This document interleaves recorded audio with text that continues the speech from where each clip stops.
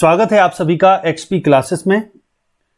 आज हम लोग डिस्कस करेंगे क्लास 12th इंग्लिश के प्रोज सेक्शन के अंतर्गत चैप्टर सेकंड लॉस्ट स्प्रिंग। ये चैप्टर एनसीईआरटी के न्यू सिलेबस पर बेस्ड है और ये कहानी है, एक्चुअली ये दो कहानियां हैं इस चैप्टर में, स्टोरीज ऑफ स्टोलन चाइल्डहुड यानी खोए बचपन की कहानियां। पहली कहानी जो है इसकी जो ऑथर हैं अनीस जंग, उन्होंने इसमें पहली जो कहानी है वो एक्चुअली उन बच्चों से रिलेटेड है, उन बच्चों की कंडीशन को बताती है, पिटिएबल कंडीशन को, जो शहरों में या कहीं भी गलियों में कूड़ा करकट बीनते हुए नजर आपको आ सकते हैं या आते हैं। और दूसरी जो कहानी है वो है फिरोजाबाद के उन घरों की, उन झोपड़पट्टी में रहने वाले लोगों की जो चूड़ी बनाने के काम में अपना जिन्होंने पूरा जीवन बिता दिया, यहां तक कि उनकी पूरी कई पीढ़ियां उनकी बीत गई वो काम करते हुए, तो उनकी क्या कंडीशन है वो यहां बताया गया है। और प्लस जो कूड़ा करकट बीनने वाले बच्चे होते हैं सोसाइटी में कितने निग्लेक्टेड होते हैं और कैसी कंडीशन में होते हैं उसको यहां डिस्कस किया गया है। तो कहानी बहुत अच्छी है, तो चलिए शुरू करते हैं। मैं चेतन प्रताप आप सभी का एक बार फिर से स्वागत करता हूं एक्सपी क्लासेस में। यदि वीडियो अच्छा लगे तो वीडियो को लाइक जरूर कीजिएगा। तो चलिए शुरू करते हैं। समटाइम्स आई फाइंड अ रूपी इन द गार्बेज, कि कभी कभार मुझे गार्बेज यानी कूड़ा में ₹1 मिल जाता है। Y do you do this, Y do you do this, तुम ये क्यों करते हो। आई आस्क, मैंने पूछा। अब यहां आई जो है वो इस चैप्टर की जो ऑथर है अनीस जंग, जो एक लेडी है, वो यहां आई शब्द उनको रेफर करता है। तो why do you do this, ये आप क्यों करते हो। I ask Saheb, whom I encounter every morning scrounging for gold in the garbage dumps of my neighborhood। neighborhood माने होता पड़ोस। कि आई आस्क, मैंने पूछा कि तुम ये क्यों करते हो। मैंने पूछा साहेब से। अब साहेब एक लड़का है जो कूड़ा करकट बीन रहा है, उसका नाम साहेब है। I ask Saheb whom I encounter, कि जिससे मेरा सामना होता है, एवरी मॉर्निंग प्रत्येक सुबह, स्क्राउंगिंग फॉर गोल्ड, जो स्क्राउंगिंग करता रहता है माने तलाश करता रहता है, ढूंढता रहता है। फॉर गोल्ड, यहां गोल्ड का अर्थ आप पैसे से समझ सकते हैं, जो या धन से समझ। For gold in the garbage, garbage माने कूड़ा, कि जो कूड़े में धन या सोने की तलाश में।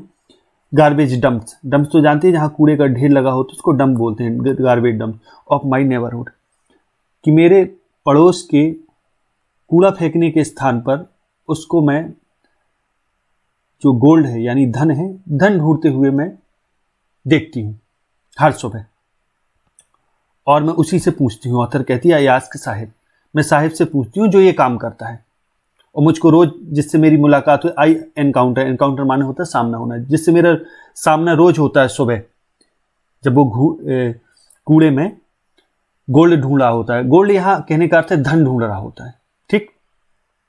साहेब left his home long ago, Saheb left his home long ago, कि साहेब ने अपना बहुत समय पहले अपना घर छोड़ दिया था। सेट एमिट्स, एमिट्स माने होता है बीच में, मध्य में।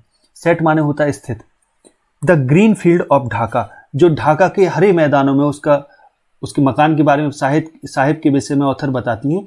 कहती ढाका के हरे भरे खेतों में स्थित जो उसका घर है उसके बारे में बताई। Set amidst the green fields of Dhaka his home is not even a distant memory, distant माने दूर, मेमोरी माने स्मृति, कि उसका घर जो ढाका में हरे भरे मैदानों में स्थित है, उसका घर यहां तक कि अभी बहुत दूर स्मृति की बात नहीं है कि बहुत दूर वाली बात हो गई हो कि अब उसे याद भी ना हो।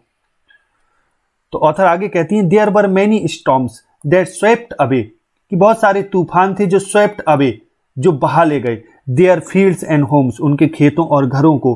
हिज मदर टेल्स हिम, ऐसा साहिब की माँ उसको बताती है। दैट्स वाई, यही कारण है कि दे लेफ्ट, कि उन्होंने अपना मकान छोड़ दिया, वे अपना मकान छोड़ के ढाका से यहां आ गए Bharat. Looking for gold in the big city where he now lives, कि जहां अभी वो रहता है, वो लड़का साहिब, अभी मतलब जहां की ऑथर है वहीं का लड़का है, तो ऑथर बताती हैं कि दैट्स वाई दे लेफ्ट, यही कारण है कि उन्होंने अपना घर छोड़ दिया, और looking for gold in the city, और यहां धन की तलाश में, शहरों में, इस शहर में धन की तलाश में, जिस शहर में वो रह रहे, और यहां आ गए वो।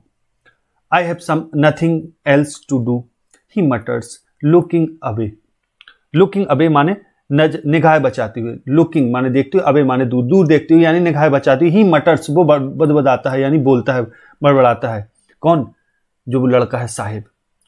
ऑथर जब उससे पूछती है कि ऑथर से वो कहता है, जब ऑथर शुरुआत में ऑथर ने पूछा कि तुम ऐसा क्यों करते हो, तो वो अब आंसर दे रहा, I have nothing else to do, कि मेरे पास और कुछ करने को नहीं है। ही मटर्स लुकिंग अवे, नजर बचाते हुए वो बुदबुदाकर ऐसा बोलता है।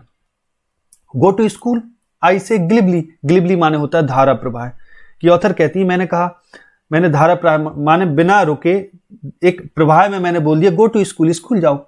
Realising immediately how hollow the advice must sound, और ये रियलाइज करते हुए तुरंत ही कि हाउ हॉलो, कितनी खोखली, द एडवाइस माने सलाह, मस्ट साउंड, कि मेरी सलाह कितनी खोखली साबित हुई, कि उसको कितनी खोखली लगी होगी। साउंड माने होता है यहाँ प्रतिध्वनित होना, कि मेरी सलाह कितनी खोखली प्रतिध्वनित हुई होगी।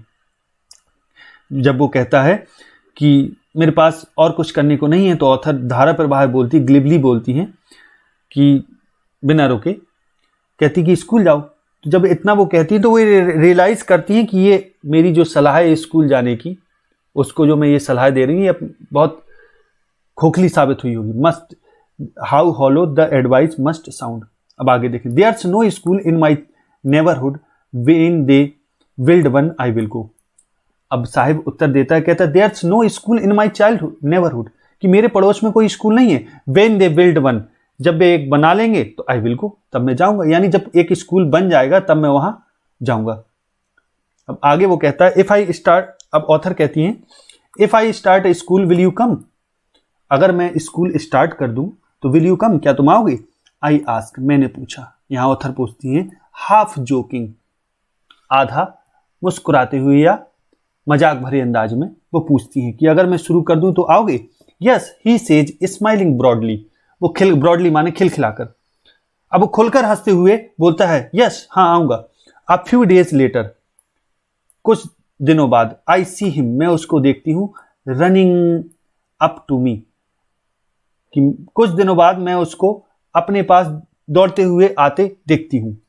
इज योर स्कूल रेडी, यानी कुछ दिनों बाद वो ऑथर के पास आता है और उनसे कहता है कि आपका स्कूल रेडी है, तैयार है, स्कूल बन गया। क्योंकि ऑथर अभी यहां बात कहती है ऊपर कि अगर मैं स्कूल स्टार्ट कर दूं क्या तुम आओगे। तो वो दौड़ते हुए एक दिन आता है, कहता है कि स्कूल बन गया।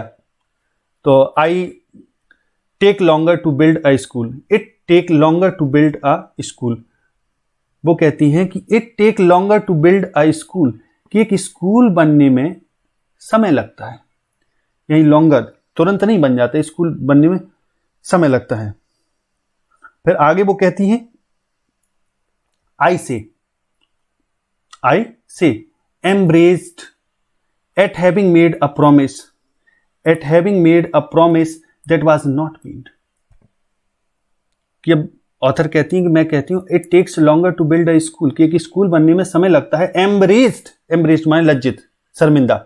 Eight having made a promise, कि अब इस पर ऑथर शर्मिंदा है। Eight having made a promise, एक वादा करके, दैट वाज नॉट मीन्ड, जिस वादे का कोई अर्थ नहीं। बट प्रोमिसेस, लेकिन वादे, लाइक माइन, मेरी तरह जो वादे हैं, यानी जो मैं, जैसे मैं वादे कर रही हूं या मैंने इससे वादा किया, अबाउंड इन, भरे पड़े हैं, in every corner of this bleak world, कि इस संसार के ऐसे खोखले वादे, इस संसार के प्रत्येक कोने में, ब्लीक वर्ल्ड यानी इस फीके संसार के प्रत्येक कोने में ऐसे वादे भरे पड़े हैं।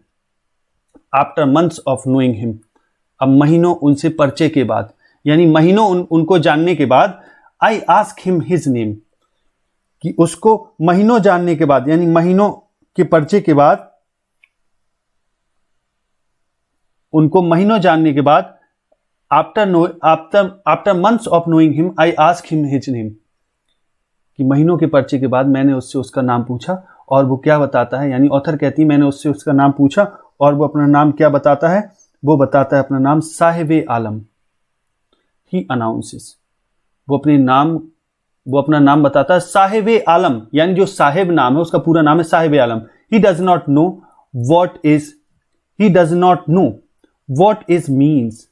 It means. अब ऑथर कहती है कि वो नहीं जानता कि उसके नाम का अर्थ क्या है। If he new it's meaning, अगर वो इसकी मीनिंग, उस नाम का अर्थ जानता होता। और नाम का अर्थ बताती है लॉर्ड ऑफ यूनिवर्स, यानी पूरे ब्रह्मांड का मालिक, पूरे ब्रह्मांड का मालिक। अगर वो जानती होती कि वो पूरे ब्रह्मांड का मालिक है तो he would have a hard time believing it, तो उसको बहुत समय लगता है इस चीज को बिलीव करने में, विश्वास करने में कि वो पूरे संसार का मालिक है, यानी उसके नाम का ये अर्थ है। ऑथर ऐसा कहती है। Unaware of what his name represent, अब चूंकि वो अनअवेयर है, जागरूक नहीं है, उसको पता नहीं है कि उसके नाम का अर्थ क्या है, उसका नाम क्या रिप्रेजेंट करता है। He roams the street with his friends, roam माने होता है भटकना, वो सड़कों में अपने मित्रों के साथ भटकता है। यहां साहिब की बात ऑथर कर रही है, जो वो लड़का है जो कूड़ा करकट बीनता है, वो उसके बारे में बता रही है कि वो अपने दोस्तों के साथ सड़कों में भटकता है। एन आर्मी, अब फ्रेंड्स के बाद कॉमा लगा है, इसका मतलब फ्रेंड्स के बारे में बताया जा रहा है। An army of barefoot boys, कि एक नंगे पैरों वाले लड़कों का एक समूह, एक पूरी सेना, फौज, यानी ये बहुत सारे बच्चे हैं जो ये काम करते हैं, कूड़ा करकट बीनने वाला। N army of bear foot boys who appear like the morning birds, और जो सुबह पक्षियों की तरह अपीयर होते हैं, प्रकट होते हैं। एंड डिसअपीयर एट नून, और दोपहर में अदृश्य हो जाते हैं। अब यहां कहने का मतलब ऑथर का ये है कि ये जो बच्चे हैं इनका रोज का सुबह सुबह का काम होता है और दोपहर होने तक ये सभी अपने घर चले जाते हैं, यानी ठीक वैसे ही ये सुबह दिखाई देते जैसे चिड़ियों का एक पूरा समूह दिखाई देता है। ओवर द मंथ्स, महीनों, I have come to recognise each of them, कि महीनों उनसे परिचय के बाद I have come to recognise each of them, कि मैं उनमें से प्रत्येक को जानने लगी हूं महीनों के परिचय के बाद। Why aren't you wearing chappals, I ask one, अब उन्हीं एक बच्चों में से मैंने पूछा why aren't you wearing chappals, कि तुम सब लोग चप्पल्स क्यों नहीं पहने हो। कि ऑथर एक से पूछती है, अनीश जंग एक से पूछती है उन्हीं बच्चों में से, कहती तुम लोग चप्पल क्यों नहीं पहने हो। तो my mother did not bring them down from the self, self माने होता है अलमारी। तो वो जवाब देता है my mother did not bring them down, कि मेरी मां उन चप्पलों को नीचे नहीं उतारती, फ्रॉम द सेल्फ, उस अलमारी से नीचे नहीं उतारती। ही आंसर्स सिंपली, वो बड़े सिंपली आंसर देता है, वो बड़े सिंपली आंसर देता है। इवन इफ सी डिड, यहां तक कि यदि वो ऐसा करती हैं, अगर वो नीचे उतार भी दें तो he will throw them off, तो वो उसको फेंक देगा। Adds another who is wearing shoes, अब ये एड माने जोड़ के कहना, ये दूसरा बच्चा जोड़ के कहता है जो जूते पहने होता है, दैट डू नॉट मैच, कि जो मैच नहीं कर रहे होते हैं, यानी एक दूसरा बच्चा। तो जब ऑथर एक बच्चे से पूछती हैं कि तुम चप्पल क्यों नहीं पहने हो, तो वो जवाब देता है कि मेरी मां अलमारी से चप्पल नीचे नहीं उतारती, देती नहीं पहनने को। तो एक दूसरा बच्चा कहता है कि अगर वो उतार भी दो तो ये फेंक देगा। अब ये कौन ऐसा कहता है, वो बच्चा कहता है जो ऐसे जूते पहने होता है जो मैच नहीं करते, यानी एक अलग जूता एक अलग जूता। When I comment on it, कि ऑथर कहती है अगर मैं इस पर कमेंट करती हूं, जब मैं इस पर कमेंट करती हूं तो ही सफल्स हिज फीट, वो अपने पैरों को घसीटता है। एंड सेज नथिंग, और कुछ नहीं कहता, कि अगर मैं इस पर कुछ बोलती हूं तो वो अपने पैरों को घसीटता है और कुछ नहीं कहता। I want shoes, says a third boy who has never owned a pair all his life, कि तीसरा बच्चा अब कहता है आई वॉन्ट शूज, मुझे जूते चाहिए। Says a third boy who has never owned a pair all his life, जिसने, वो बच्चा कहता है जिसने अपने पूरे जीवन में कभी एक जोड़ी जूता भी जिसके पास नहीं रहे। ओन माने होता है मालिक होना, यानी वो एक जोड़ी जूते का ही मालिक नहीं रहा, वो बच्चा कहता है मुझे जूते चाहिए। तो ऑथर आगे कहती है ट्रेवलिंग अक्रॉस द कंट्री, कि पूरे देश पर यात्रा करते हुए, I have seen children walking barefoot, कि मैंने नंगे पैर बच्चों को देखा है वॉक करते हुए, चलते हुए। इन सिटीज, शहरों में, ऑन विलेज रोड्स, और गांव की सड़कों में। It's not lack of money but a tradition to stay barefoot is one explanation. कि ये एकमात्र व्याख्या है, एक्सप्लेनेशन है, एक समझाना है एक तरह का कि पैसे की कमी नहीं है, ये तो परंपरा है टू स्टे बेयरफुट, कि नंगे पैर रहना एक परंपरा है। अगर हम ऐसा कहें तो ये एकमात्र व्याख्या मात्र होगी, ये बहाना ही होगा। आई वंडर, मैं सोचती हूं, if this is only an excuse to explain away a perpetual state of poverty, कि परपेचुअल माने लगातार, स्टेट ऑफ पॉवर्टी की गरीबी की निरंतर रहने वाली दशा को एक्सप्लेन अवे, यानी केवल व्याख्या करने का एक बहाना ही हो सकता है ये मात्र। कि ऑथर कहती है आई वंडर, मैं सोचती हूं, if this is only an excuse, कि क्या ये एकमात्र बहाना है गरीबी की अवस्था को वर्णन करने का, निरंतर रहने वाली गरीबी की अवस्था को, कि बहाना ही है। आगे ऑथर कहती हैं आई रिमेंबर अ स्टोरी, कि मुझे एक कहानी याद है, अ मैन, एक व्यक्ति की, from Udupi once told me, कि उडुपी का एक व्यक्ति ने मुझसे एक बार कहा था, as a young boy he would go to school, कि जब वो छोटा था, यंग बॉय था, तो he would go to school past an old temple, तो एक पुराने मंदिर को पार करके, यानी पुराने मंदिर से गुजरते हुए वो स्कूल जाया करता था, where his father was a priest, और उस मंदिर में उसके पिताजी एक प्रीस्ट थे, एक पुजारी थे। He would stop briefly at the temple, कि ही ब्रीफली माने संक्षिप्त रूप से, थोड़े समय के लिए, एट द टेम्पल, कि वो मंदिर में थोड़े समय के लिए रुका करता था, and pray for a pair of shoes. अब ऑथर को एक कहानी याद आती है उडुपी से एक व्यक्ति की जो बताया करता है कि कभी वो स्कूल जाया करता था, और स्कूल जाते समय वो एक मंदिर के पास से गुजरा करता था जहां उसके पिता पुजारी थे, और थोड़ी देर मंदिर पर ठहरता और प्रे करता था, प्रार्थना करता था, for a pair of shoes, एक जोड़ी जूते के लिए भगवान से प्रार्थना करता था। तो 30 ईयर्स लेटर, 30 साल बाद, आई विजिटेड हिज टाउन, तो ऑथर कहती हैं कि 30 साल बाद मैं उसके कस्बे में घूमने गई, टाउन एंड द टेम्पल, उस मंदिर को भी देखने गई, which was now ड्रॉन्ड in an air of desolation. Desolation माने होता है एकांत। कि ऑथर कहती हैं कि एकांत या उजाड़, ठीक, मैं उस मंदिर, उस गांव को घूमने गई जो अब उजाड़ के प्रभाव में डूब गया है। आगे देखें, विच वाज नाउ ड्रॉन, जो अब डूब चुका है, in an air of desolation. Air माने होता है प्रभाव या हवा, डेसोलेशन माने निर्जनता, कि जो उजाड़ के प्रभाव में, निर्जनता है उजाड़ यानी एकांत रहना, यानी अब जो उजाड़ के प्रभाव में डूब चुका है, यानी वहां कोई नहीं रहता, खाली है वो जगह, मैं वहां घूमने गई। तो इन द बैकयार्ड, पीछे तरफ, इन द बैकयार्ड कि पिछवाड़े में, उस मंदिर स्कूल के पिछवाड़े में, where lived the new priest, कि उस मंदिर के पिछवाड़े में जहां एक नया पुजारी रहता था, there were red and white plastic chairs, वहां सफेद और लाल और सफेद प्लास्टिक चेयर्स थी।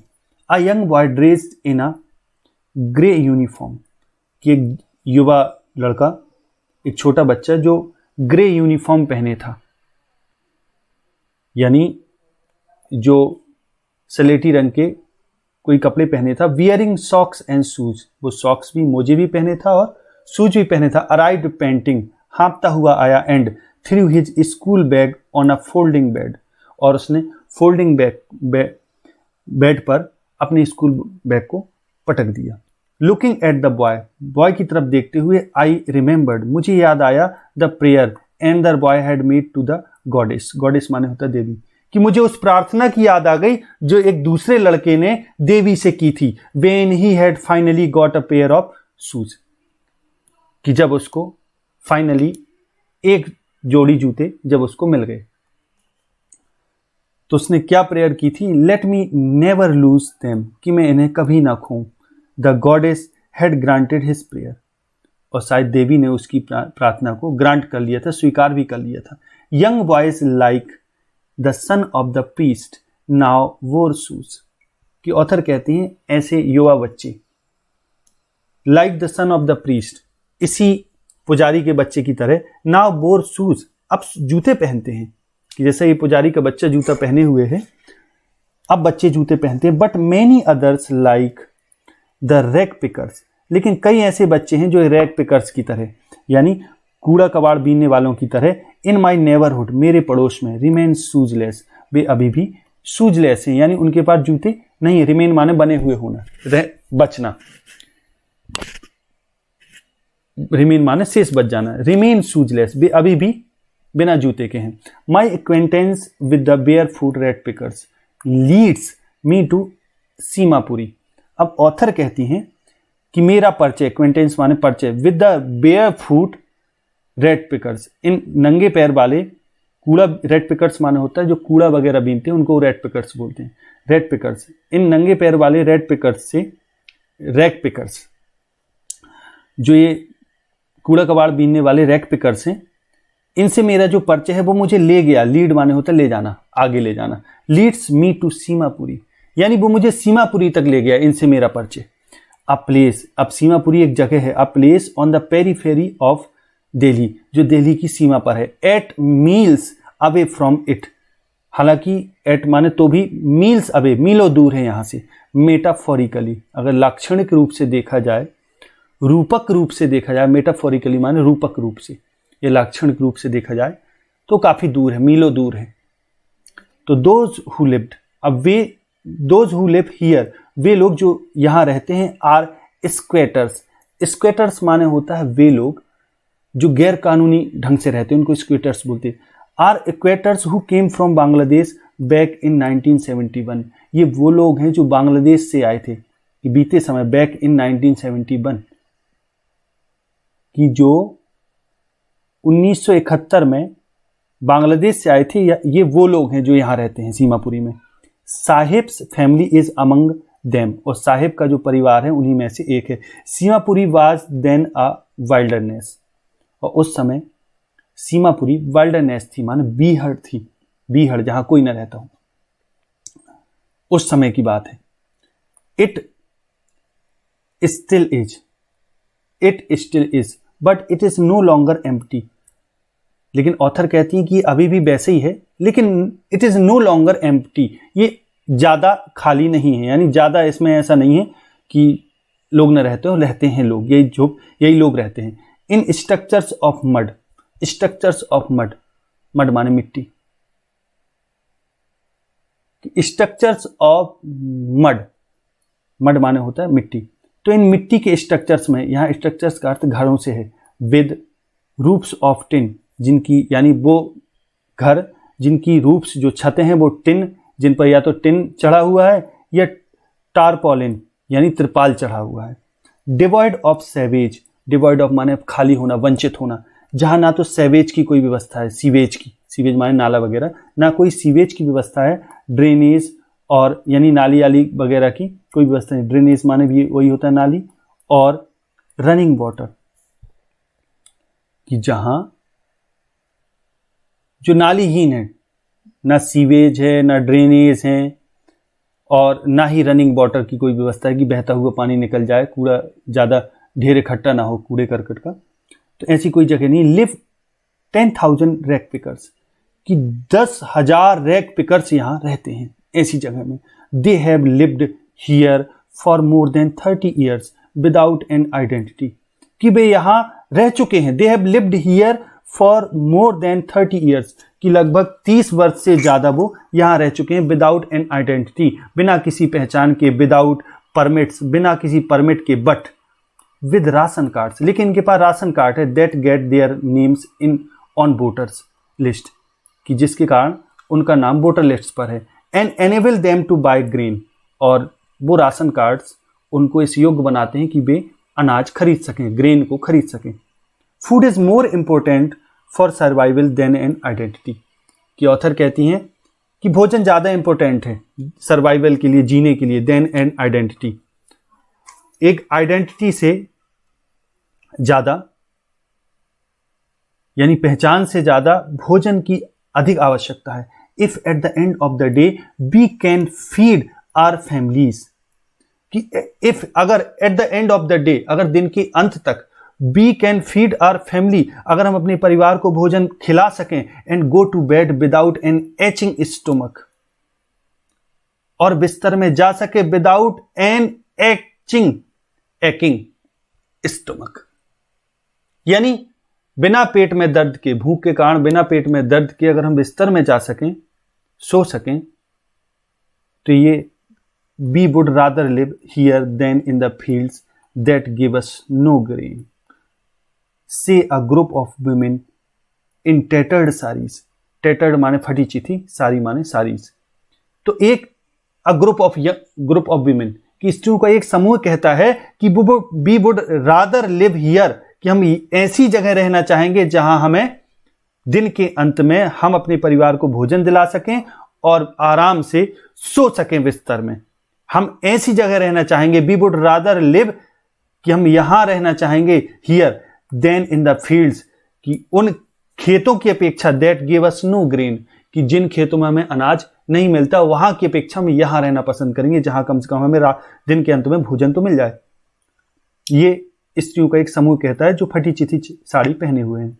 व्हेन आई आस्क देम, और ऑथर कहती है जब मैं उनसे पूछती हूँ, why they left their beautiful land of green fields and rivers, कि जब मैं उनसे पूछती हूँ कि आप लोगों ने की क्यों, why they left their beautiful lands of green fields, कि आप लोगों ने अपने ग्रीन फील्ड्स एंड रिवर्स, अपने हरे भरे खेत और नदियों की भूमि को छोड़कर आप यहाँ क्यों आई। जब मैं ये उनसे पूछती हूँ, उन्होंने ये अपनी हरे भरे खेत और नदियाँ क्यों छोड़ी, उन हरे भरे खेतों और नदियों से भरी उस भूमि को क्यों छोड़ा, तो whenever they find food, they pitch their tents that become transit home।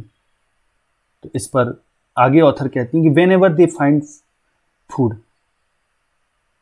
wherever they find food, कि जहां कहीं उन्हें भोजन मिलता है तो दे पिच देयर टेंट्स, तो पिच माने होता है गाड़ देना, तो वे वहीं अपने टेंट्स गाड़ देती हैं, दैट बिकम ट्रांजिट होम्स, यानी ये लोग जो हैं जहां इनको जगह मिली और जहां इनको फूड मिला, जहां इनको भोजन की व्यवस्था हुई, वहीं इन्होंने अपने टेंट गाड़ दिए और वहीं इनका ट्रांजिट होम हो जाता है, माने क्षणिक निवास हो जाता है, अस्थायी निवास।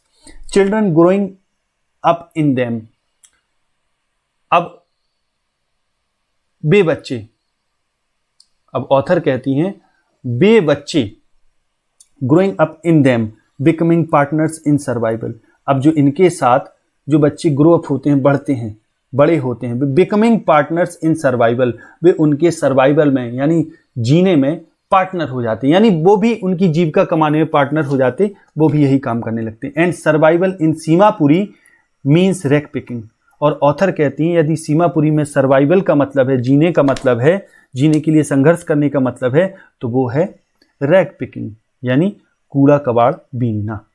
थ्रू द ईयर्स, वर्षों, it has acquired the proportions of a fine art, कि ऑथर कहती हैं कि वर्षों की अवधि में इसने एक ललित कला का रूप ले लिया है, यानी अपने आप में एक कला हो गई है इनका कूड़ा कबाड़ बीनना।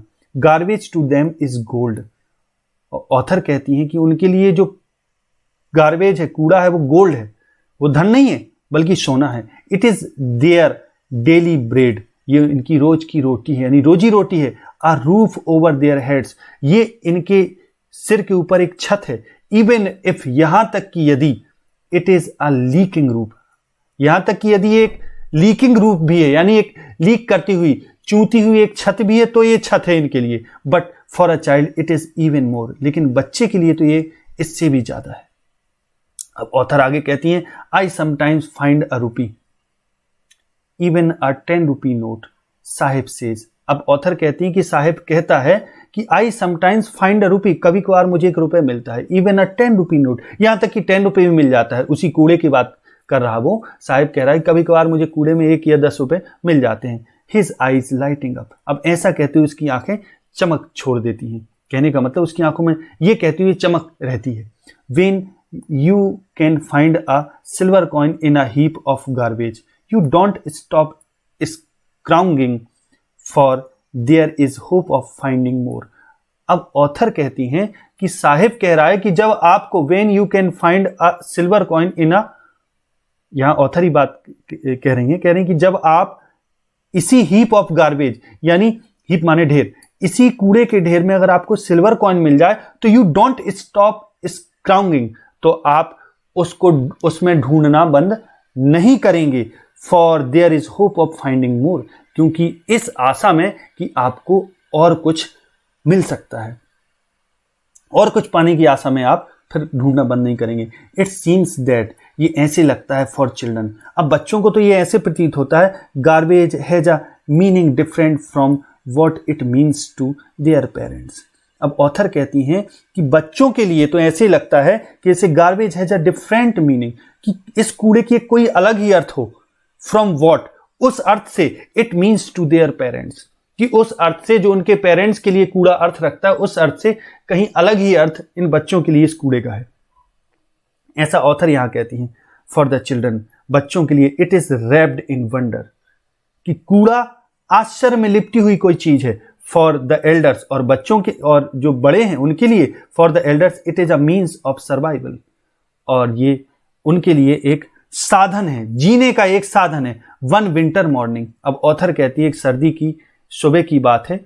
आई सी, मैंने देखा, साहिब को standing by the fenced gate of the neighbourhood club, कि मेरे पड़ोस में एक जो क्लब है उसके फेंस्ड गेट, यानी जिसमें फेंसिंग भी, यानी तारबारी भी लगी हुई है, कहने का मतलब दीवार भी खड़ी हुई है, तो बाड़ लगे उस क्लब के गेट के पास मैंने उसको खड़े हुए देखा। वॉचिंग टू यंग मैन, वो देख रहा है दो युवाओं को। अब ऑथर कहती है कि मैंने सर्दी की एक सुबह में साहिब को पास के क्लब के बाड़े लगे दरवाजे के नज़दीक खड़े हुए मैंने उसको देखा।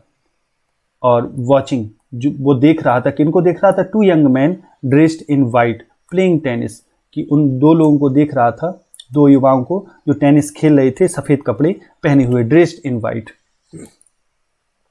आई like the game he hums, अब वो बुदबुदाता है, गुनगुनाते हुए कहता है, हम माने गुनगुनाना है, बुदबुदाना। आई लाइक द गेम, मुझे गेम पसंद है। Content to watch it standing behind the fence, content माने संतुष्ट है वो, content to watch it standing behind the fence, कि वो उस फेंस, उस बाड़े के पीछे खड़े हुए, माने उस बाड़े के पीछे खड़े होकर इस गेम को देखने में ही वो कंटेंट है, संतुष्ट है। Content to watch it standing behind the fence, I go, और फिर वो आगे कहता है, I go inside when no one is around, और वो कहता है ऑथर से कि मैं अंदर चला जाता हूं जब कोई नहीं होता। ही एडमिट्स, इस चीज को वो स्वीकारता है, कहता है कि जब कोई नहीं होता तो मैं अंदर चला जाता हूं। The gatekeeper lets me use the swing, जो दरवान है यहाँ का, गेट कीपर इस मैदान का, वो मुझको क्या करता है, the gatekeeper lets me use the swing, swing माने झूला, वो मुझे झूला यूज करने देता है, यानी मुझे झूलने देता है। साहेब टू, ऑथर कहती है साहेब भी, is wearing tennis shoes that look stand over his discoloured shirt and shorts, कि उसके डिसकलर्ड यानी भद्दे मैले, जिसमें कोई कलर ना हो, शर्ट एंड शॉर्ट्स, कि उसके शर्ट और शॉर्ट्स मान नेकर। अब उसके मैले कुचेले जो कपड़े पहने हैं, शर्ट्स और नेकर पहने, शॉर्ट्स मान नेकर, ये जूते उसको बहुत क्योंकि साहेब भी यहाँ टेनिस शूज पहने हैं, दैट लुक स्टैंड, जो बड़े अजीब लगते हैं, over his discoloured shirt and shorts, कि उसके डिसकलर्ड शर्ट और शॉर्ट्स पर जो बड़े अजीब लगते हैं। Someone give them to me, he says in the manner of an explanation, कि वो एक्सप्लेन करते हुए, समझाते हुए, समझाने वाले तरीके में वो कहता है, ऑथर से कहता है कि someone give them to me, किसी ने ये मुझको दिया है। The fact that they are discarded shoes of some rich boy, अब ये बात कि ये जो जूते हैं वो डिस्कार्डेड हैं, यानी हटाए गए जूते हैं, किसी धनी बच्चे ने हटा दिए होंगे, और उसने इसलिए हटा दिए होंगे, who perhaps refuse to wear, शायद उसने, परहैप्स माने शायद, उसने रिफ्यूज कर दिया होगा इसको पहनने से, इन जूतों को, because of a hole in one of them, क्योंकि उनमें से एक में एक छेद है, इस कारण से हो सकता है उसने मना कर दिया पहनने से। डज नॉट बोदर हिम, अब ये चीज उसको परेशान नहीं करती। साहेब को, क्योंकि उसके लिए जूते ना होना और जूते हो जाना एक बहुत बड़ी बात है। क्योंकि अभी तो उसके पास जूते नहीं थे, अब जूते आ गए, भले ही उसमें होल है और भले ही वो किसी बच्चे के फेंके हुए हैं, उसने इसलिए पहनने से मना कर दिया क्योंकि उसमें होल था। For one who has walked barefoot, अब चूंकि वह व्यक्ति, फॉर मान चूंकि वह एक हु हैज वॉक्ड बेयरफुट, जिसने नंगे पैर चला हो, even shoes with a hole is a dream come true, यहां तक कि उसके पास शूज हो, भले ही उसमें होल ही क्यों ना हो, is a dream come true, ये उसके लिए उस स्वप्न के समान है जो सत्य सिद्ध हो जाए। But the game he is watching so intently is out of his reach, और ऑथर कहती है कि लेकिन जो गेम है जिसको वो देख रहा है सो इंटेंटली, बड़ी उत्सुकता से देख रहा है, is out of his reach, हालांकि ये गेम उसकी पहुंच के बाहर है। दिस मॉर्निंग, आज सुबह, Saheb is on his way to the milk booth. अब साहेब ऑथर को एक अगले दिन मिलता है, तो ऑथर कहती है कि इस सुबह साहेब, यानी अब बात हो रही, जिस दिन अभी ये बात हो रही उसी दिन की बात है कि जिस समय ऑथर, सुबह का समय है, तो ऑथर कह रही है this morning Saheb is on his way to the milk booth, कि इस मॉर्निंग साहेब मिल्क बूथ के रास्ते में है, यानी दूध लेने जा रहा है, दूध की दुकान, मिल्क बूथ माने दूध की दुकान पर जा रहा है। In his hand is a steel canister, और उसके हाथ में एक स्टील कनेस्टर है। अब कहानी थोड़ा दूसरे टर्न पर आ गई, यानी अब बहुत समय बाद एक सुबह फिर साहेब मिला, अब साहेब दूसरे अपीयरेंस में है, यानी साहेब के हाथ में एक स्टील कनेस्टर है और वो दूध लेने जा रहा है। तो आगे साहेब कहता है I now work in a tea stall down the road, कि सड़क के नीचे, पास ही सड़क पे, वो कहता है, इशारा करते हुए कहता है कि मैं इस सड़क पर आगे, यानी डाउन द रोड, सड़क में आगे, यहीं एक टी स्टॉल में काम करता हूँ। He says pointing in the distance, वो दूर डिस्टेंस को पॉइंट करते हुए, इशारा करते हुए कहता है कि मैं वहाँ सड़क पर एक दुकान में काम करता हूँ। I am paid 800 rupees and all my meals, कि मुझे 800 रुपये पे किए जाते हैं, मुझे 800 रुपये मिलते हैं salary, and all my meals, और मेरा पूरा भोजन मुझे मिलता है, कि जितने वक्त का भोजन होता है सारे वक्त का मुझे भोजन मिलता है। मील्स माने भोजन। Does he like the job, I ask, मैंने पूछा क्या उसे जॉब पसंद है, तो his face I see has lost the carefree look, तो ऑथर कहती है उसके चेहरे ने, मैं देखती हूं कि उसके चेहरे ने केयर फ्री लुक को, यानी जो उसका बिना चिंता का जो लुक था, जब वो कूड़ा करकट कूड़ा करकट बीनता था, उस समय जो उसका हुलिया था, जो उसके चेहरे में रौनक थी, वो रौनक खो चुका, वो केयर फ्री लुक उसकी खत्म हो गई। The steel canister seems heavier than the plastic bag he would carry so lightly over his shoulder, कि ऑथर कहती हैं कि द स्टील कनेस्टर सीम्स, जो स्टील कनेस्टर है वो सीम्स दिखाई देता है, heavier than the plastic bag, कि प्लास्टिक बैग से ज्यादा भारी दिखाई देता है।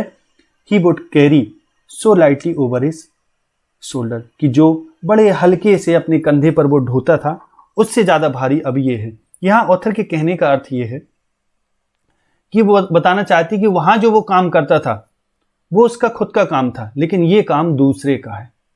The bag was his, bag उसका था। The canister belong to the man who owns the tea shop, own माने होता मालिक होना, और ये कनिस्टर उसको बिलोंग करता है, उससे संबंधित है, यानी उसका है, जो उस दुकान टी शॉप का मालिक है, चाय की दुकान का मालिक है। Saheb is no longer his own master, और ऑथर कहती है नो लॉन्गर माने और ज्यादा, कि अब और साहेब अपना मास्टर नहीं रहा, अपना मालिक नहीं रहा, मास्टर माने मालिक, कि साहेब अब अपना मालिक और नहीं रहा।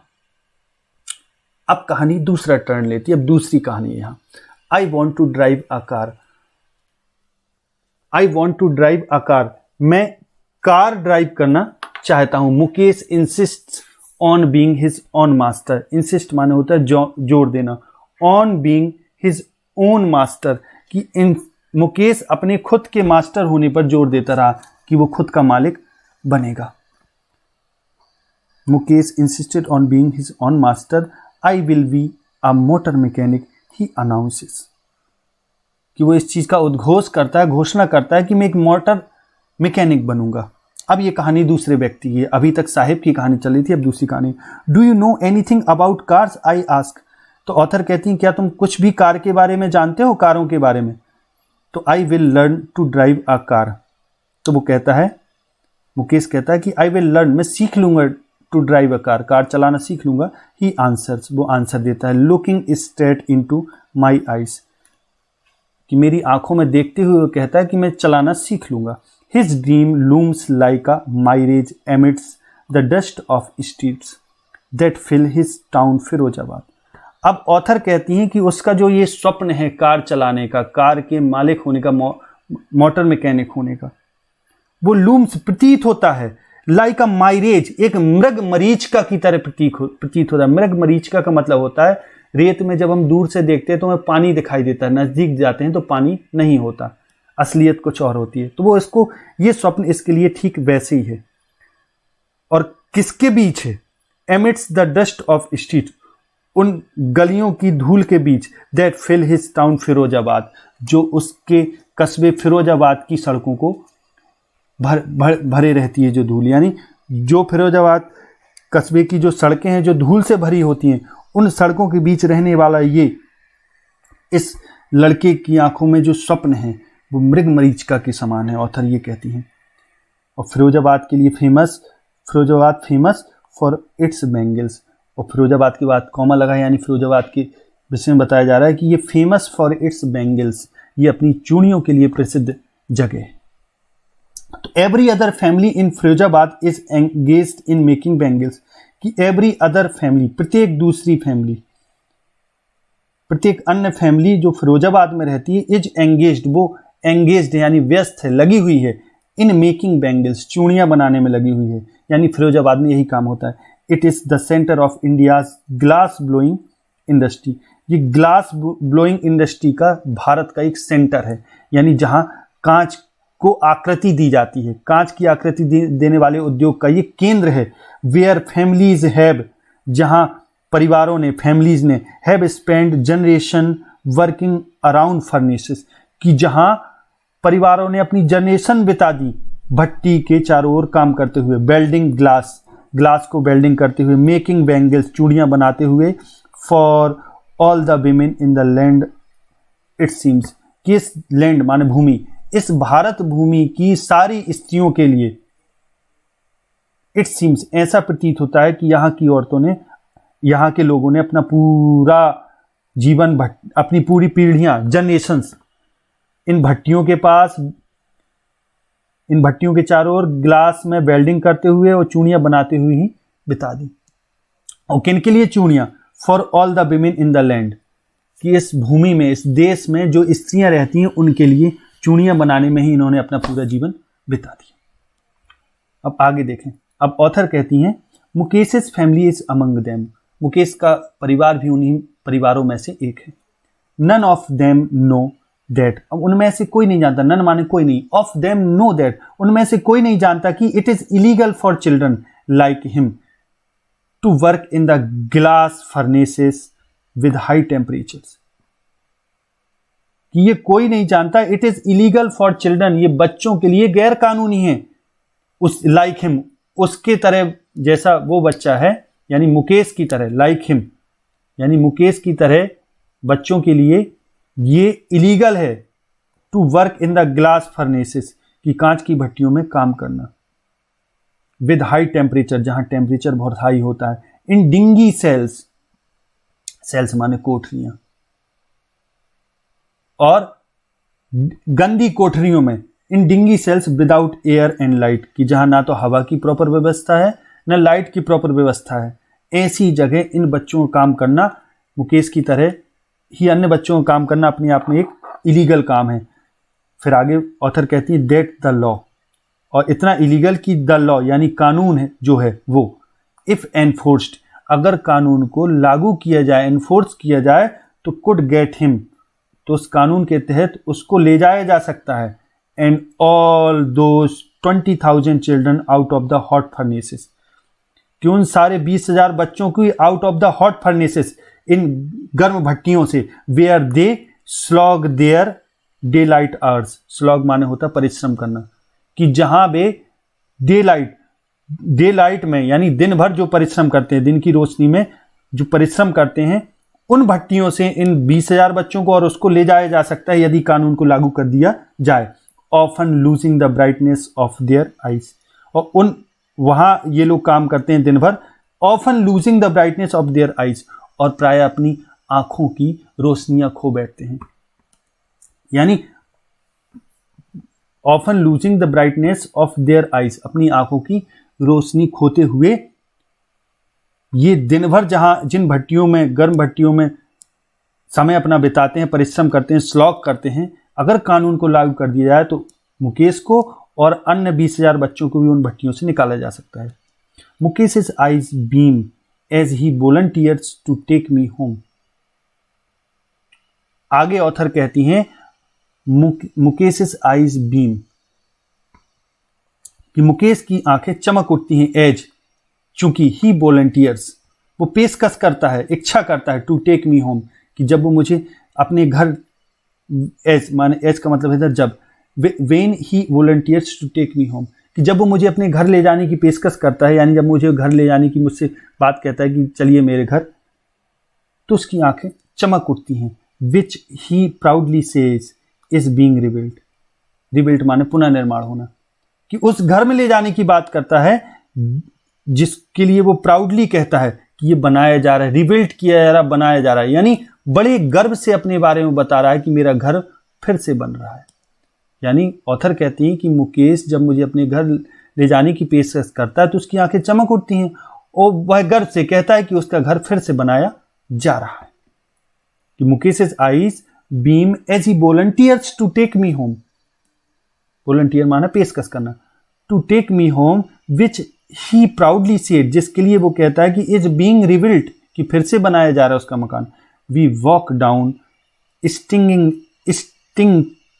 स्टिंकिंग लेन, लेन्स माने गलियां, स्टिंक माने होता है बदबूदार, गंदी।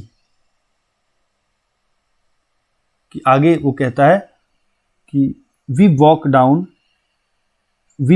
जब हम चलते हैं, निकलते हैं, स्टिंकिंग लेन्स, बदबूदार सड़कों से, चोक्ड विद गार्बेज, जो कूड़े से अटी पड़ी हैं, past home that remain Havells with crumbling walls, हॉवेल माने वही झोपड़पट्टी वगैरह। कि ऑथर कहता है जब हम कूड़े से अटी पड़ी बदबूदार गलियों से गुजरते हैं और पास्ट होम, और उन घरों से गुजरते हैं, that remain Havells with crumbling balls माने क्रम्बलिंग माने टूटी फूटी, बॉल्स माने दीवारें, और ऐसे गंदे घरों के करीब से गुजरते हैं, दैट रिमेन हॉवेल्स, जो मतलब टूटे फूटे हैं, वही झोपड़पट्टी टाइप के, with crumbling walls, wobbly doors, wobbly doors का मतलब है डगमगाते दरवाजे, नो विंडोज, कि जहां खिड़की नहीं है, crowded with families of humans and animals coexisting in a primeval state.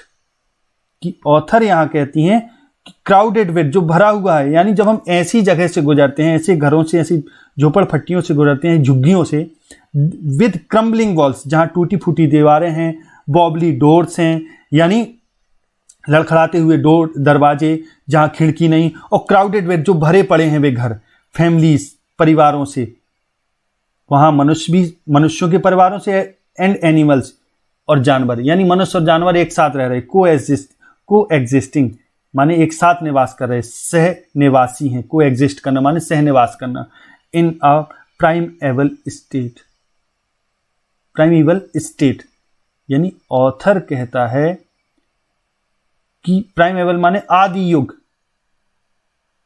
प्राइमेवल state माने आदि युग की जो अवस्था थी, कि पहले लोग साथ साथ मनुष्य जानवर साथ साथ, तो ऐसे ही यहां भी ये लोग साथ साथ रह रहे। तो जब ऑथर कहती है वहां से गुजरती हैं तो ही स्टॉप्स, जब हम वहां से गुजरते हैं तो he stops at the door of one such house, तो ऐसे ही किसी एक घर के दरवाजे के पास वो रुक जाता है, ऑफ वन सच हाउस, ऐसे ही किसी एक घर के पास, और बैंग्स अ बॉबली आयरन डोर, कि बॉबली लड़खड़ाते हुए यानी डगमगाते हुए एक आयरन डोर, यानी लोहे के एक दरवाजे पर बैंग करता है, वो क्या करता है, जोर से लात मारता है विद हिज फुट, अपने पैर से, एंड पुशेस इट ओपन, और इसको पुश करके खोल देता है, pushes it open.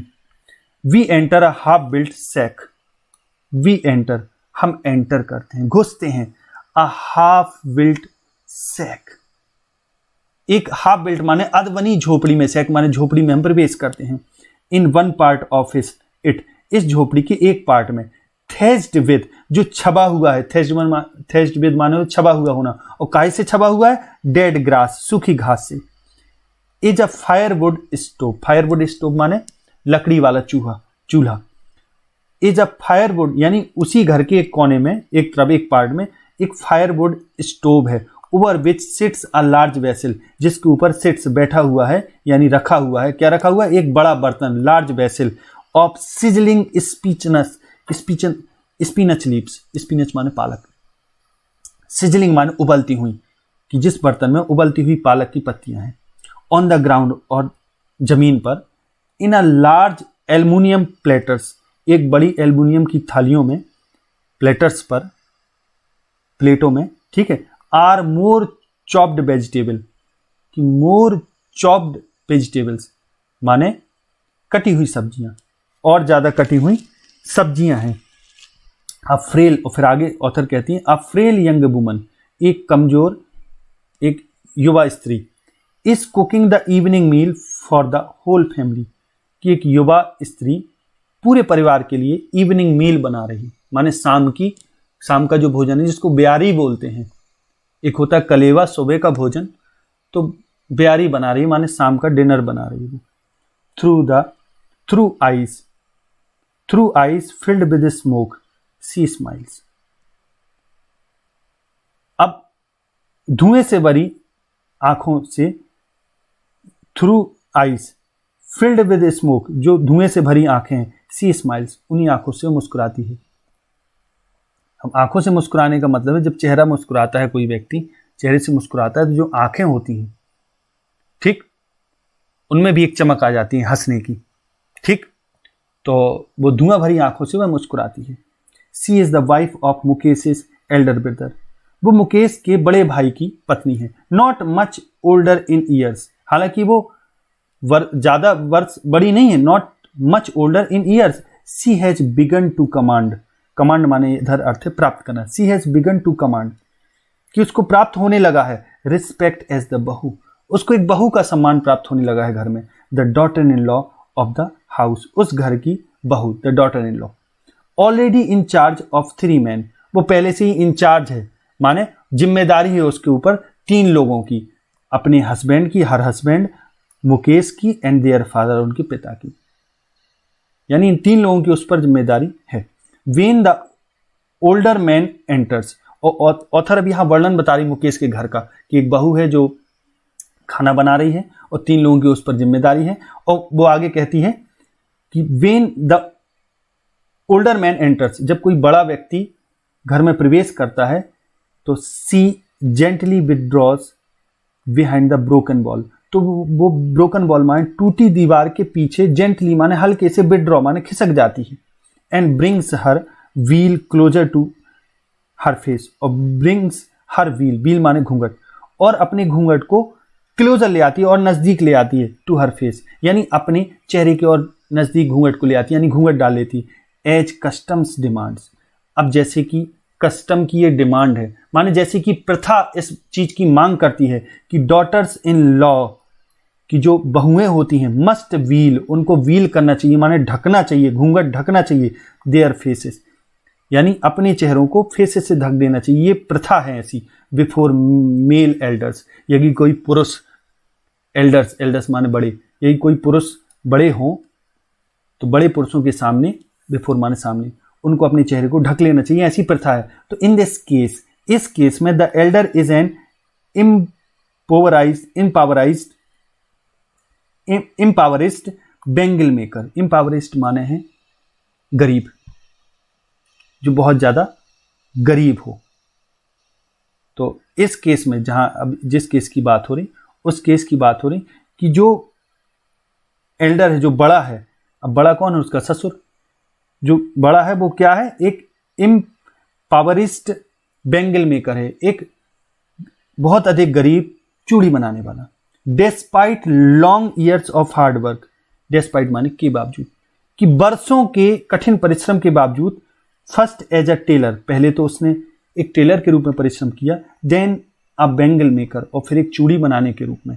He has failed to renovate a house, कि वो अपने घर को रिनोवेट यानी पुनर्निर्माण कराने में, नवीनीकरण कराने में, घर के नवीनीकरण कराने में वो फेल रहा। Send his 2 sons to school, और अपने बच्चों को, अपने दोनों बच्चों को स्कूल भेजने में भी फेल रहा। All he has managed to do, अब जो कुछ भी वो करने में मैनेज कर सका, यानी जो कुछ भी वो कर सका, इज वो क्या है, teach them what he knows, यानी जो भी वो उनके लिए कर सका वो इतना ही उन्हें सिखा सका कि जो वो जानता है। वो क्या जानता है, the art of making bangles, चूड़ी बनाने की कला, कि अगर वो कुछ भी उनको सिखा पाया है तो वही सिखा पाया है जो वो जानता है, और वो है चूड़ी बनाना। अब आगे देखिए, इट इज हिज कर्म, हिज डेस्टिनी, कर्म का मतलब डेस्टिनी माने भाग्य। सेज मुकेश ग्रैंड मदर, अब मुकेश की दादी कहती है ये उसका कर्म है, यानी ये मुकेश का कर्म है, उसका भाग्य है। Who has watched her own husband go blind with the dust, कि वो दादी कहती है जिसने अपने खुद के हस्बैंड को, who has watched her own husband go blind with the dust from polishing the glass of bangles, कि जो चूड़ियों का जो कांच है उसको पॉलिश करते हुए जो डस्ट निकलती है, उस डस्ट से अपने हस्बैंड को उसने अंधा होते हुए देखा है। यानी ये ऐसी इंडस्ट्री है जहां आंखें कमजोर हो जाती हैं। तो ये वही महिला कहती है उसकी दादी, जिसने अपने हस्बैंड यानी उसके दादा को, मुकेश के दादा को, जिसने मुकेश के दादा को हमेशा ये पॉलिश करते हुए देखा, अपनी आंखों को, मतलब पॉलिश करते हुए आंखों की रोशनी खोते हुए देखा। Can a God given lineage ever be broken, तो ऑथर कहती हैं सी इम्प्लाइज, इम्प्लाई माने समझाना या मतलब निर्देशित करना या सूचित करना, कहना, मतलब वो ये सूचित करते हुए कहती हैं can a God given lineage, lineage माने वंश परंपरा, क्या ईश्वर द्वारा प्रदत्त वंश परंपरा को तोड़ा जा सकता है? क्या ईश्वर द्वारा प्रदत्त वंश परंपरा को तोड़ा जा सकता है? Born in the caste of bangle makers, they have seen nothing but bangles. अब ऑथर यहां बताती हैं कि born in the caste of bangle makers, कि चूड़ी बनाने वाले की जाति में जन्म लेकर, they have seen nothing, उन्होंने कुछ नहीं देखा but bangles, केवल चूड़ियां ही देखी जिंदगी भर। इन द हाउस, घर में देखी चूड़ियां, इन द यार्ड, बरामदे में देखी, in other house, in every other house, और प्रत्येक दूसरे घर में, यानी उनको सब जगह चूड़ियां ही चूड़ियां दिखी पूरे जिंदगी। एवरी अदर यार्ड, प्रत्येक दूसरे बरामदे में, आंगन में, यार्ड का मतलब बरामदा या आंगन। एवरी स्ट्रीट इन फिरोजाबाद, और फिरोजाबाद की प्रत्येक सड़क पे। स्पाइरल्स ऑफ बैंगल्स, यानी स्पाइरल्स ऑफ बैंगल्स, यानी बैंगल माने चूड़ी, स्पाइरल्स माने मालाएं या गुच्छे। बैंगल, यहां इसका अर्थ ये भी ले सकते हैं, स्पाइरल्स ऑफ बैंगल्स माने चूड़ियों के गुच्छे कह लें या चूड़ियों की पूरी माला, पूरा पैक उसका। तो सनी गोल्ड, अब कलर बताए जा रहे हैं उसकी, सनी गोल्ड सूर्य जैसा सुनहरा। पैडी ग्रीन माने होता है धान जैसी हरी। Royal blue. पिंक, पर्पल माने बैंगनी, पिंक माने गुलाबी। Every colour born out of the 7 colours of the rainbow, कि प्रत्येक वो रंग जो रेनबो में होता है, रेनबो से बोर्न आउट होता है, जन्म लेता है। लाई इन द माउंट्स, वो पड़ा हुआ है, माउंट्स माने ढेरों में। इन अनकेम्प्ड यार्ड्स, अनकेम्प्ड माने होता है अस्त व्यस्त आंगनों में। अब यही सारी कलर की चूड़ियां ढेरों में पड़ी हुई हैं, माउंट्स में, अस्त व्यस्त आंगनों में पड़ी हुई हैं। आर पाइल्ड माने ढेर लगना, कि ढेरों के रूप में पड़ी हुई ऑन 4 व्हील्ड हैंड कार्ट्स, कि जिसके वो हाथ की गाड़ी, जिसके जिसमें 4 पहिए वाली हाथ की गाड़ी में भी वही चीज पड़ी हुई है, पुश्ड बाई। और ये गाड़ियां किसके द्वारा पुश की जाती हैं, कौन इसको ले जाता है, pushed by young man along the narrow lanes of the shanty town. Shanty town माने झुग्गी वाले जो झोपड़ियां हैं। तो ये अब यहाँ ऑथर कहने का मतलब एक रंग बिरंगी हर तरीके की चूड़ियाँ हैं जो उन सारे रंगों की जो सूर्य के इंद्रधनुष में होते हैं, रेनबो में होते हैं। तो वे सारे रंग की चूड़ियाँ लाई माने पड़ी हुई हैं, इन माउंट्स ढेरों में पड़ी हुई हैं, इन अनकेम्प्ड यार्ड्स की अस्त व्यस्त आंगनों में पड़ी हुई हैं, और वे ढेर लगी हुई हैं, are piled on 4 wheeled hand carts की 4 पहिए वाली हाथ गाड़ियों में भी पड़ी हुई हैं। और उन गाड़ियों को कौन खींचता है, पुश्ड बाई यंग मैन, युवा खींचते हैं, अलोंग द नैरो लेन्स, उन सकरी गलियों में, नैरो लेन्स में, ऑफ द सेंटी टाउन। इन्हीं झोपड़पट्टी जो है, ये झोपड़ियों की कस्बे की तंग गलियों से होकर वे लोग उसको ढकेलते हैं, मानो उसको पुश करते हैं, ले जाते हैं बेचने के लिए। एंड इन डार्क हटमेंट्स, और इन्हीं अंधेरी झोपड़पट्टियों में, हटमेंट्स में, नेक्स्ट माने बगल में या पास, next to lines of flames of flickering oil lamps. Flickering माने टिमटिमाती हुई, ऑयल लैम्प्स माने जो तेल वाली लैम्प्स है उनकी फ्लेम माने लपटें, ठीक, रोशनी कह सकते हैं। तो आगे ऑथर बता रहा है कि तेल के दीपक की टिमटिमाते तेल के दीपकों की लौ की पंक्तियों के आगे, नेक्स्ट माने आगे या बगल में, सिट बैठे हुए हैं boys and girls with their fathers and mothers. अपने मम्मी पापा के साथ लड़के लड़कियां भी बैठी हुई हैं। उन्हीं तेल की टिमटिमाती दीपक की लौ की जो पंक्तियां हैं, लाइन्स हैं, वहां वे लोग बैठे हुए हैं। और welding pieces of coloured glass into circles of bangles, और बेल्डिंग कर रहे माने जोड़ रहे उन कलर्ड ग्लास यानी रंग बिरंगे जो कांच है उसको बेल्डिंग कर रहे into circles of bangles, bangles के सर्कल्स बना रहे माने चूड़ियां बना रहे वे लोग उसको। और their eyes are more adjusted to the dark, और उनकी जो आंखें हैं वो ज़्यादा एडजस्ट हैं, समायोजित हैं, than to the light outside, कि वो अंधेरे में ज़्यादा उनकी आंखें समायोजित, यानी अंधेरे में वे ज़्यादा अच्छा कार्य कर लेते हैं, than to the light outside, बाहर की रोशनी के बजाय। दैट्स वाई, यही कारण है, they often end up losing their eyesight before they become adults. और यही कारण है कि बिफोर दे बिकम एडल्ट्स, कि वे एडल्ट्स होने के पहले, युवा होने के पहले, they often end up losing their eyesight, कि वे प्राय अपनी आंखों की रोशनी को समाप्त कर लेते हैं। आई साइट माने आंखों की रोशनी।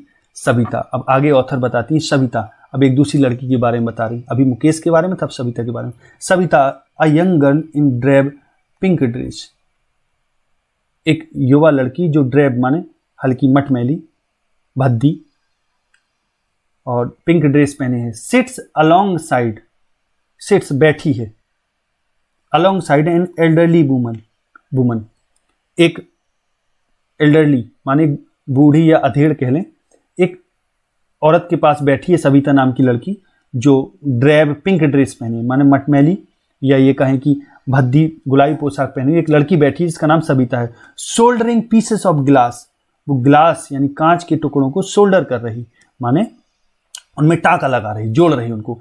As her hands move mechanically like the tongs of a machine, और चूंकि उसके जो हाथ हैं वो ऐसे मूव कर रहे बड़े मैकेनिकली ढंग से, like the tongs of a machine, जैसे मशीन के चिमटे उस काम को कर रहे, माने बहुत स्पीड से बहुत अच्छे तरीके से वो कार्य को कर रही।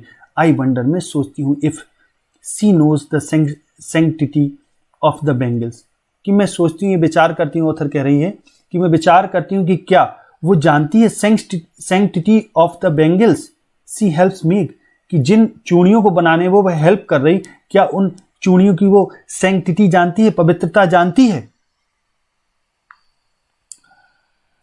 आगे देखें, it symbolizes an Indian women's सुहाग, कि ये चूड़ियां प्रतीक हैं, सिंबलाइज करती हैं, ये प्रतीक हैं किस चीज का, एन इंडियन विमेन सुहाग, एन इंडियन वुमन सुहाग, एक भारतीय नारी के सुहाग का प्रतीक होती है। ऑस्पिशियसनेस, उसकी मांगलिकता का प्रतीक होती है, उसकी ऑस्पिशियसनेस या सुहाग का मतलब है ऑस्पिशियसनेस, माने मांगलिकता, इन मैरिज, कि मैरिज में ये मंगल मानी जाती हैं, शुभ होती हैं। It will dawn on her suddenly one day, कि ऑथर कहती हैं कि ये एक दिन, when her head is draped with a red wheel, कि ऑथर कहती हैं कि it will dawn on her, ये चीज इस पर भी आएंगी, यानी ये चूड़ियां इस पर भी आएंगी सडनली, अचानक, वन डे, एक दिन, वेन, जब, हर head is draped with a red wheel, कि जब उसका सिर भी एक लाल व्हील, व्हील माने घूंघट से लपड़ा होगा, कहने का मतलब ड्रेप, ढका होगा। ड्रेप वैसे तो होता है लपेटना, लेकिन उसके जब उसको भी एक घूंघट से ढक दिया जाएगा तब ये हाथों में आएगी उसके भी। Her hands dyed red with henna, henna माने मेहंदी, कि उसके हाथ भी लाल होंगे मेहंदी से, कि जब उसके मेहंदी से हाथ लाल होंगे और उसके सिर पर जब घूंघट आएगा। And red bangles rolled on to her wrist, और रेड बैंगल्स माने लाल चूड़ियां, rolled on to her wrist, wrist माने कलाई, और लाल चूड़ियां उसकी कलाई पर आएंगी। अब ऑथर यहां कहती हैं कि ये सुहाग, ये मांगलिकता, it will dawn on her, ये इस पर भी आएगी, यानी ये भी मांगलिकता, यानी ये सुहाग इस पर भी एक दिन आएगा जब ये घूंघट डालेगी और इसके हाथ में मेहंदी लगेगी और इसके कलाई में लाल चूड़ियां पहनाई जाएंगी।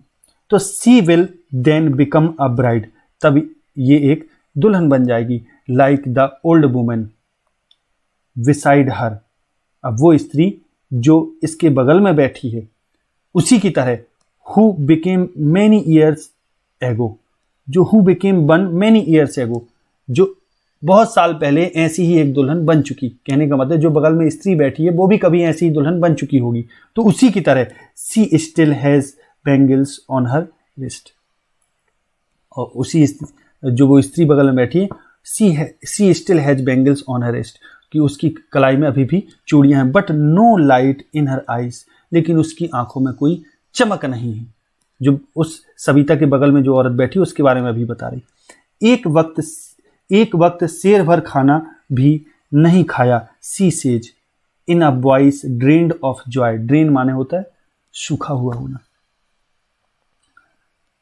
यानी वो एक ऐसी आवाज में जिसमें आनंद नहीं, जिस आवाज में आनंद नहीं, वो उस आवाज में वो कहती है कि एक वक्त शेर भर खाना भी नहीं खाया, कि वो कहती है कि एक वक्त शेर भर खाना भी नहीं खाया, ऐसा वो स्त्री कहती है। She has not enjoyed even one full meal in her entire lifetime, entire माने संपूर्ण, लाइफ टाइम माने जीवन पर्यंत, कि उसने संपूर्ण जीवन पर्यंत में एक full meal, one full meal, एक पूरा भोजन भी नहीं खाया, कहने का मतलब भरपेट भोजन भी उसने एंजॉय नहीं किया। दैट्स वॉट, यही कारण है कि she has reaped, that's what she has reaped, यही वो चीज है जो इसको मिली। रीप माना होता है फल के रूप में मिलना, ठीक, यही मिला है उसे।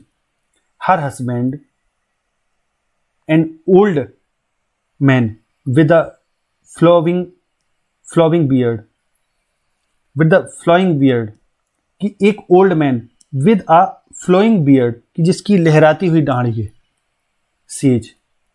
अब इसका जो हस्बैंड है वही एक बुढ़ा व्यक्ति है जिसकी दाढ़ी लहरा रही, वो कहता है, सेज वो कहता है, I know nothing accept bangles, कि मुझे चूड़ियों के अलावा कुछ नहीं आता, एक्सेप्ट माने छोड़कर, कि चूड़ियों को छोड़कर मुझे कुछ नहीं आता। All I have done is, कि जो कुछ मैंने किया है, इज मेक अ हाउस, वो एक घर बनाया है, for the family to live in, कि अपने परिवार के रहने के लिए मैंने एक घर बनाया है, यानी अपनी जिंदगी में मैंने जो कुछ किया है वो ये है कि मैंने एक घर बना दिया। फिर आगे कहता है, आगे ऑथर कहती हैं, हियरिंग हिम, उसको सुनकर, वन वंडर्स, कोई व्यक्ति सोचेगा, इफ ही हैज अचीव्ड, कि क्या उसने अचीव किया, प्राप्त किया, what many have failed in their life time, कि क्या उसने वो चीज प्राप्त की है जिसको प्राप्त करने में कई लोग अपने पूरे जीवन में प्राप्त नहीं कर पाते, फेल हो जाते, कि इसने तो कम से कम घर बना दिया। ऐसा ऑथर यहां सोचती हैं, विचार करती हैं। कोई व्यक्ति इसकी बात जब सुनेगा तो सोचेगा कि इसने तो वो कर लिया जो लोग नहीं कर पाते।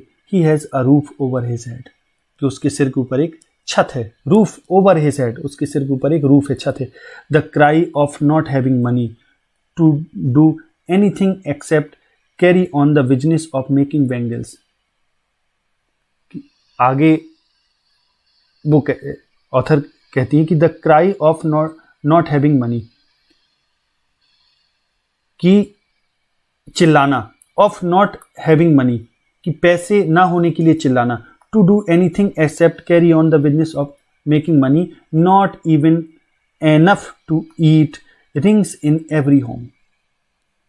अब ये चिल्लाहट रिंग्स इन एवरी होम प्रत्येक घर में फैली है, उस प्रत्येक घर में जिस घर में not having money to do anything, कि कुछ भी ना करने के लिए जहां पैसा नहीं, केवल except carry on the business of making bangle, केवल अपने ही उसी बिजनेस को, चूड़ी बनाने के बिजनेस को कैरी ऑन करना, आगे ले जाना, ढोना।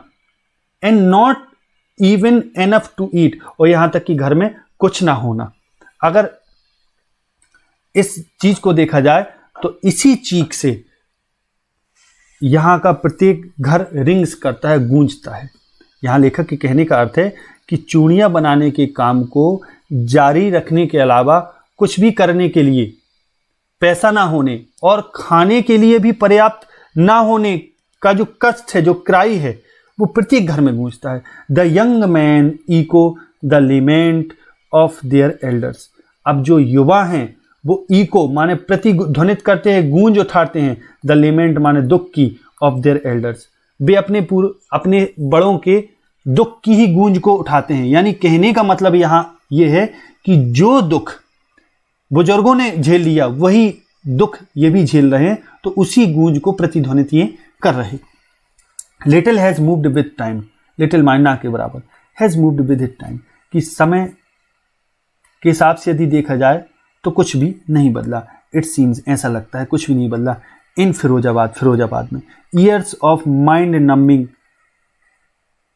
Toil have killed all initiative and the ability to dream.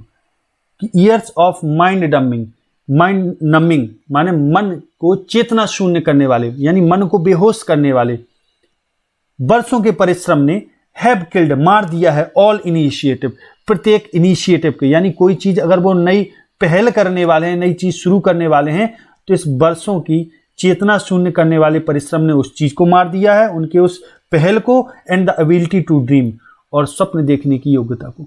यानी ना तो ये स्वप्न देख सकते हैं अपने परिश्रम के कारण, और ना कुछ आगे पहल कर सकते हैं। आगे देखें, why not organise yourself into a cooperative, I ask a group of young man who have fallen into the vicious circle of middleman. कि ऑथर यहां कहती हैं, उन लोगों से कहती हैं कि why not organise yourself, कि आप स्वयं को ऑर्गेनाइज क्यों नहीं करते, संगठित क्यों नहीं करते, इनटू अ कोऑपरेटिव, कि आप लोग अपने आप को एक सहकारी समिति, कोऑपरेटिव में अपने आप को संगठित क्यों नहीं करते, यानी सहकारी समिति क्यों नहीं बनाते हो। ये ऑथर किससे कहती है? ऑथर कहती है आई से, मैं कहती हूं। किन से कहती हूं?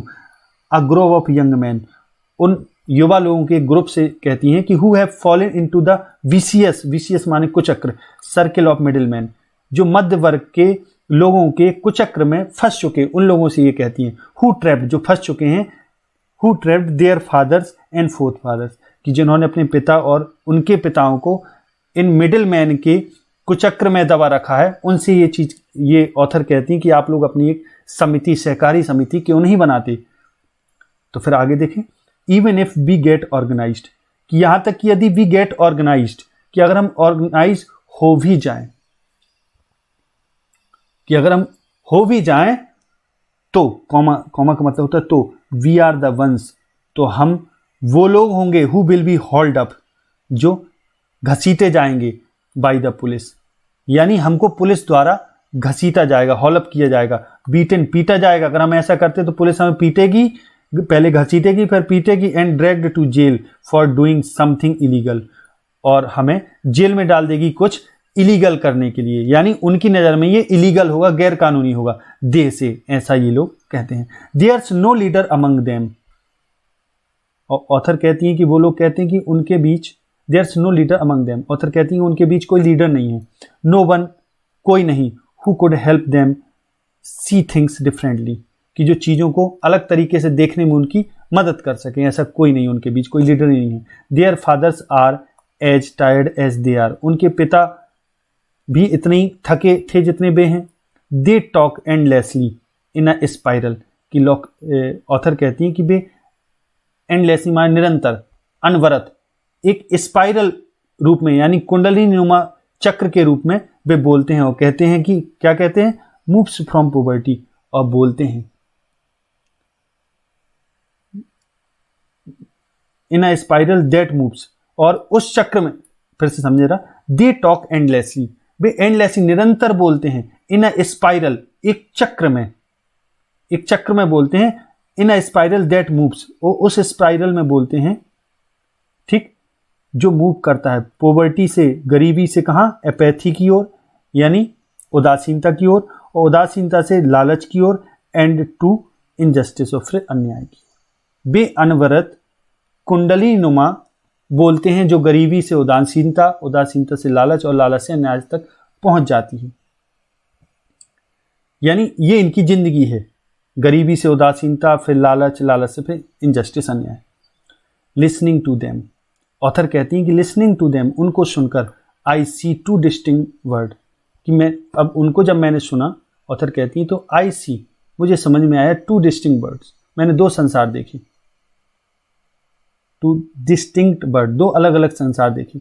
One of the family caught in the web of poverty, कि एक संसार उस परिवार का है, एक संसार में वो परिवार है, caught in the web of poverty, जो पॉवर्टी यानी गरीबी के वेब, वेब माने जाल में फंसी हुई है, कॉट है, और burdened by the stigma of caste, और जो बर्डनड, बोझ तले दबी हुई है, स्टिग्मा ऑफ कास्ट, की जो जाति के कलंक के बोझ तले दबी हैं, इन विच, जिसमें दे आर बॉर्न, जिसमें वो जन्मे हैं, उस जाति के कलंक में दबी हुई है। एक तो ये परिवार हुआ, ऑथर कहती है, और दूसरा द अदर, और जो दूसरा संसार है, a vicious circle of the साहूकार, वो सर्किल है, वो कुचक्र है, साहूकारों का कुचक्र, मिडिल मैन का कुचक्र, पुलिसमैन का कुचक्र, द कीपर्स ऑफ लॉ, कानून को लागू करने वालों का कुचक्र,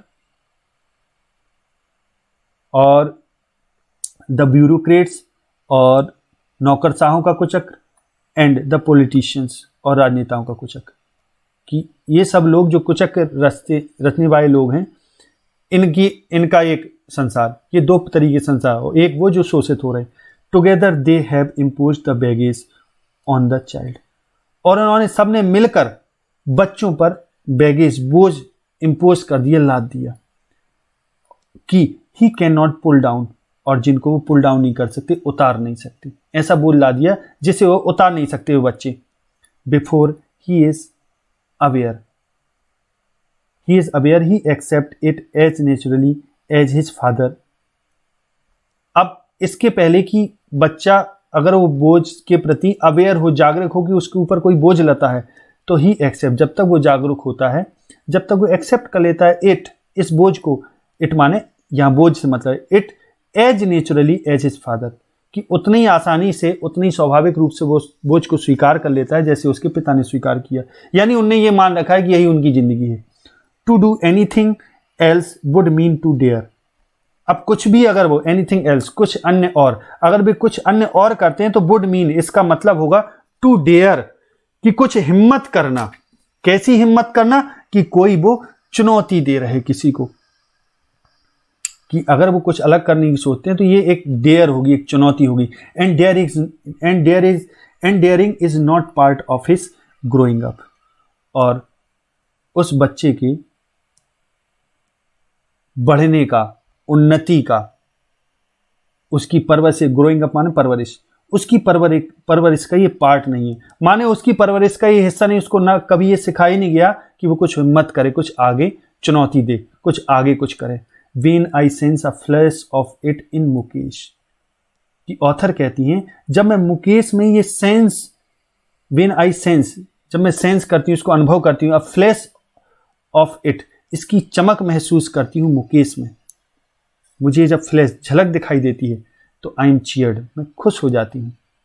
आई want to be a motor mechanic he repeats. अब मुकेश फिर दोहराते हैं, यहाँ मुकेश ही के बारे में बात हो रही थी ऊपर, ये ही शब्द जिसके लिए आ गया था। तो I want to be a motor mechanic he repeats, वो दोहराता है कि मैं मोटर मैकेनिक बनना चाहता हूँ। He will go to a garage, वो गैरेज जाएगा एंड लर्न, कि वो कारखाने में जाएगा और सीखेगा। But the garage is a long way from his home, लेकिन जो गैरेज है अ लॉन्ग वे, गैरेज एक बहुत लंबी रास्ता में है। कहने का मतलब ये है कि उसके घर से बहुत दूर है। From his home I will walk he insist. अब मुकेश इस बात पर जोर देता है कि आई विल वॉक, मैं वॉक कर लूंगा, चल लूंगा, वहां तक पैदल चला जाऊंगा। Do you also dream of flying a plane he suddenly silent. अब ऑथर जब पूछती हैं कि do you also dream of flying a plane, कि तुम एक प्लेन उड़ाने के बारे में भी ड्रीम करते हो, सोचते हो, स्वप्न में भी ऐसा सोचते हो, क्या तुम्हारी इच्छा है ऐसा? तो ही सडनली साइलेंट, तो अचानक वो चुप हो जाता है। नो नहीं, ही सेज, वो कहता है नहीं। स्टेयरिंग एट द ग्राउंड, जमीन की तरफ देखते हुए, नीचे से झुकाते हुए वो कहता है, नीचे से झुकाते हुए कहता है नहीं। In his small murmur there is an embarrassment, कि ऑथर कहती हैं उसके इस स्मॉल मर्मर में, यानी वो जो उसने बड़े धीरे से ना में उत्तर दिया, इस मर्मर में, मर्मर माने बुदबुदाना, देयर इज एन एम्बरेसमेंट, ये इसमें एक एम्बरेसमेंट है, माने एक शर्मिंदगी है। That has not at turn into regret, जो अभी रिग्रेट माने पश्चाताप में, टर्न इनटू माने चेंज नहीं हुई, जो पश्चाताप में अभी चेंज नहीं हुई वो शर्मिंदगी है।